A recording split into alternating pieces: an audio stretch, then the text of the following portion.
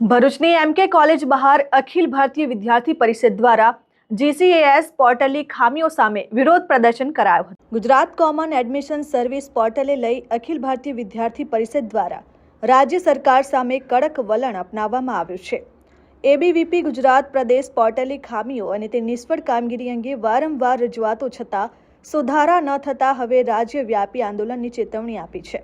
ABVPના જણાવ્યા મુજબ GCAS portal દ્વારા હાથ ધરાયેલી પ્રવેશ પ્રક્રિયામાં અનેક ગેરવ્યવસ્થાઓ સામે આવી છે, જેના કારણે રાજ્યભરના લાખો વિદ્યાર્થીઓના ભવિષ્ય પર અસર પડી છે। ખાસ કરીને પોર્ટલમાં ખાનગી યુનિવર્સિટીઓનો સમાવેશ ન કરાતા વિદ્યાર્થીઓને મજબૂરીમાં વધુ ફી ચૂકવવી ખાનગી સંસ્થાઓમાં પ્રવેશ લેવાનો વારો આવે છે। સંસ્થાએ આક્ષેપ કર્યો છે કે પ્રવેશ પ્રક્રિયા દરમિયાન 33 રાઉન્ડ સુધી પ્રક્રિયા ચાલવા છતાં રાજ્ય યુનિવર્સિટીઓ સંલગ્ન કોલેજોમાં લગભગ 50% બેઠકો ખાલી રહી છે। પરીક્ષાઓના એક અઠવાડિયા પહેલા સુધી પ્રવેશ પ્રક્રિયા ચાલુ રાખવામાં આવવી વિદ્યાર્થીઓ માટે અયોગ્ય અને અસ્વીકાર્ય હોવાનું પણ ABVPએ જણાવ્યું છે। ABVP ગુજરાત પ્રદેશ મંત્રી દેવાંશ બ્રહ્મભટ્ટે જણાવ્યું હતું કે હાલ સમગ્ર રાજ્યમાં wall writing, class to class campaign અને પરચા વિતરણ દ્વારા જાગૃતિ અભિયાન ચલાવવામાં આવી રહ્યું છે। આવનારા સમયમાં દરેક જિલ્લા મુખ્ય મથકે મોટી સંખ્યામાં વિદ્યાર્થીઓ સાથે ઉગ્ર ધરણા પ્રદર્શન યોજી આંદોલન વધુ તેજ કરવામાં આવશે।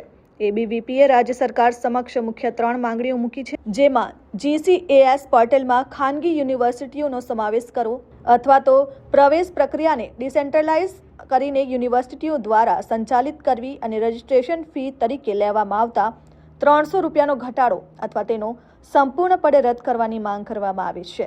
નમસ્તે, લક્ષેશ સુરેશભાઈ વસાવા, અખિલ ભારતીય વિદ્યાર્થી પરિષદ ભરૂચ નગર સહમંત્રી।